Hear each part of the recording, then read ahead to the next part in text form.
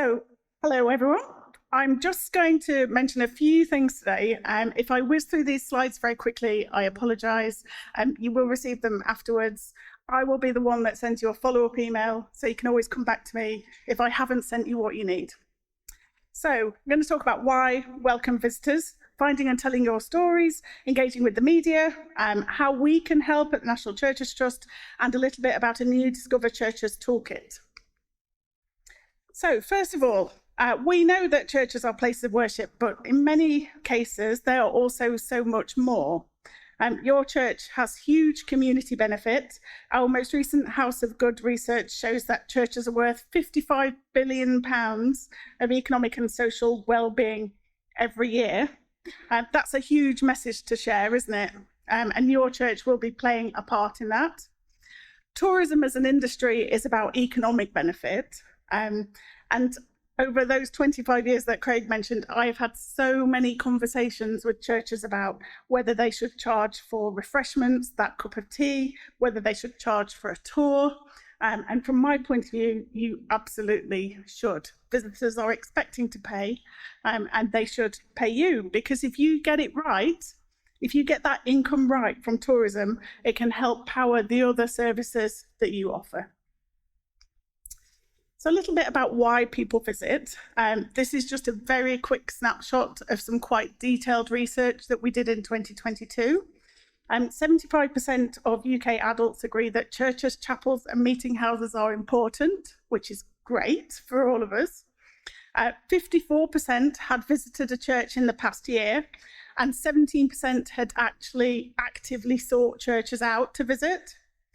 Interestingly though, younger people are more likely than older people to have visited churches, and Muslims are more likely than Christians to have visited churches.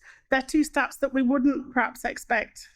So I think the message from this piece of research is to not assume who your audience are, but to actually look at who your audience are and pay attention to what they're looking at when they come and visit and what questions they ask, and then cater to that.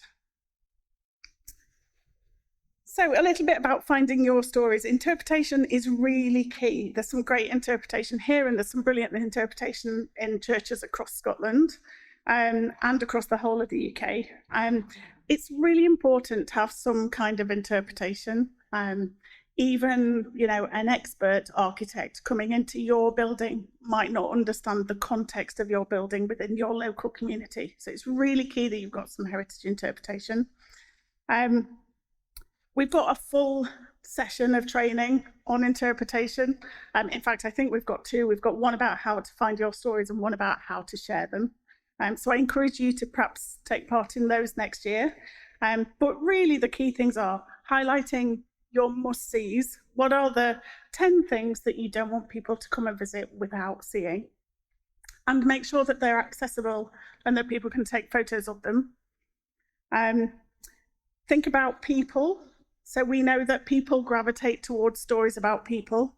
That might be people in the stained glass, it might be monuments, but people definitely gravitate towards people. And try and be surprising. Try and pull out those things that people might not expect to see, those stories that they've never heard before. Of course, in sharing your stories, you can cast your net much wider than just heritage interpretation. There are lots and lots of stories that you could tell. You could talk about any repair projects that you've got going on, events coming up, any other kind of community projects or activities that you've got. You could talk about your volunteers, and the list really is endless. But for each of them, when it comes to wanting to publicise those stories and grab people's attention and then bring them in as a result, you really need to figure out what the nub of the story is. What's the key element that you absolutely want to share and you want to highlight?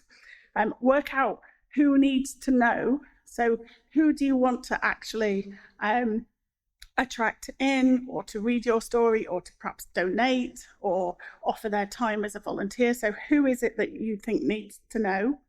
And think about an engaging way to tell your story with regard to that particular audience. So what is going to make that audience turn around and do the thing that you want them to do. We would call it a call to action. So how do you actually make them visit? How do you actually get them across the threshold, or clicking that donate button, or volunteering some time?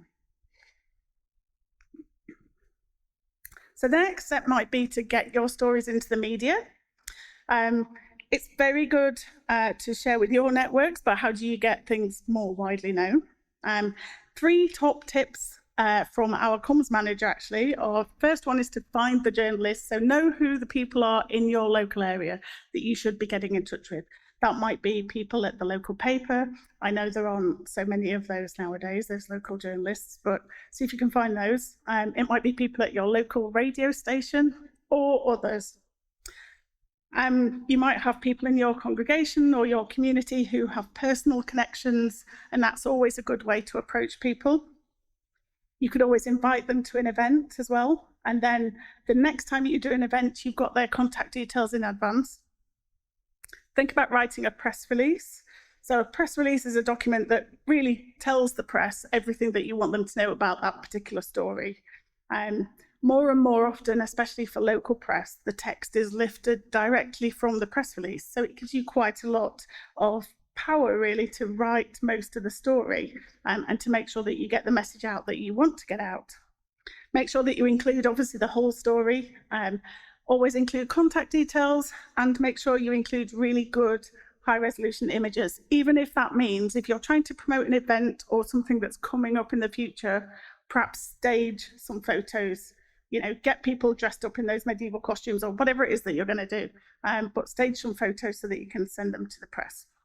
It's all very well them coming to the event, taking some photos, doing an article afterwards, but that's not going to help you get more people in for the event in the first place. Also, think about developing a strategy. So bring all of this together into a longer term strategy. Think about your church calendar and any other events that might be happening during the year. It might be that you've got a link to chocolate and there is an International Chocolate Day. So pay attention to all of those things that are happening and where you can sort of fit your stories into a wider narrative. Also think about social media. Social media can often get more views than regular media. Be sure, obviously, to post on any of your own pages or accounts, but also think about, especially with Facebook, all those groups that are out there. There are church geek groups, as I call them, I'm in them all, that have tens of thousands of members, people who love visiting churches, love hearing about the heritage of churches, want to see beautiful photos. So join those. Quite often you can join as your church page. Sometimes you might have to join as an individual, but take advantage of all those groups. So quick plug next. Pictures are really vital. Good quality images are useful for lots of things. One is obviously telling your stories and for publicity, but they're also really useful for your insurance and for your terrier or your register of what you've got in your church. They're vital in case something bad happens, something's stolen or some damage is caused. Good quality photos can help you in so many different ways. We've got a couple of training films on our website of how to take good photos just using a phone. So I encourage you really to have a look at those. There's some really good top tips in there. Now, how can we help at the National Churches Trust? So the first thing, we have nearly 4,000 churches registered on our website. They all have a church page. Certainly some of you are amongst them. If you haven't got a church page, or you don't think you have, I encourage you to go onto our website, search for the name of your town or village.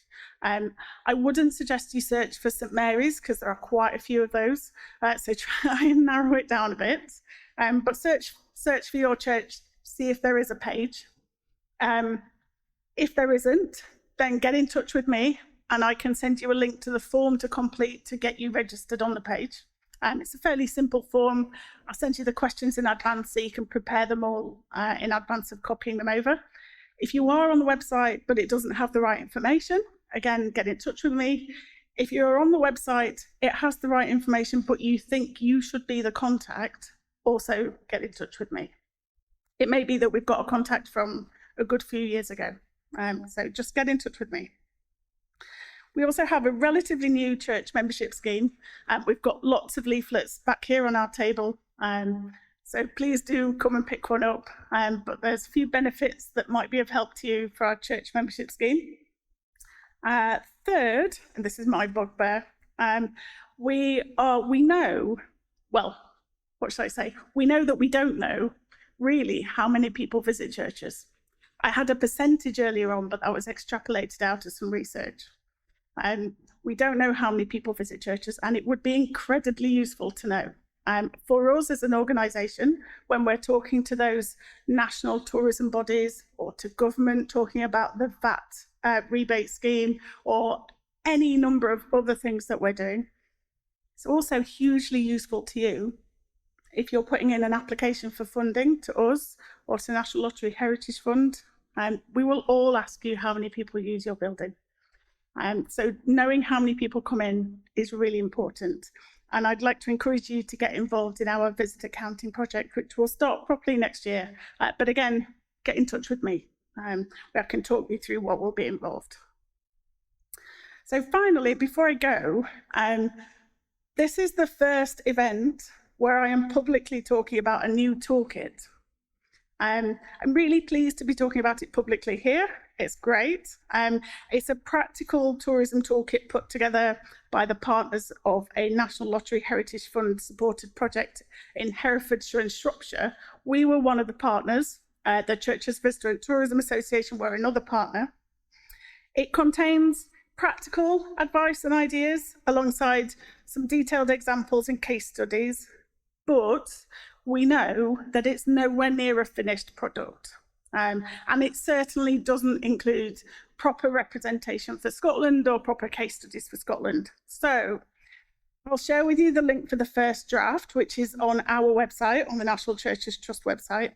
I'd really like you to have a look at it, have a go, try it out.